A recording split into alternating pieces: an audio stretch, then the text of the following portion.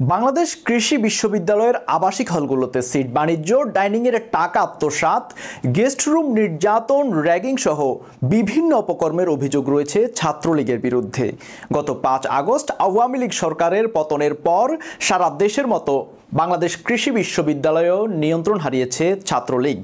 এতে ক্যাম্পাসে ছাত্রলীগের আধিপত্য না থাকায় হলের ডাইনিংয়ের খাবারের উন্নতি হয়েছে বলে জানিয়েছে সাধারণ শিক্ষার্থীরা। জানা গেছে, গত 15 আগস্ট থেকে বিশ্ববিদ্যালয়ের ফজলুল হক হলের কিছু সংখ্যক সাধারণ শিক্ষার্থী ডাইনিং রুম চালু করেন। সেখানে মাত্র 100 টাকায় তারা দুবেলা খাচ্ছেন। খাবারের স্বাদ ও মানে ব্যাপক পরিবর্তন হয়েছে বলেও জানিয়েছেন শিক্ষার্থীরা।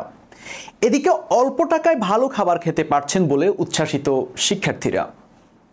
আগে যে টাকায় খুব সাধারণ ও নিম্নমানের খাবার পেতেন, এই একই টাকায় তারা ভালো খাবার পাচ্ছেন। তাই ডাইনিংয়ে খাওয়ার জন্য রীতিমতো ভিড় তৈরি হয়েছে। শিক্ষার্থীরা জানান, আগে ডাইনিং নিয়ন্ত্রণ করত ছাত্রলীগের নেতারা।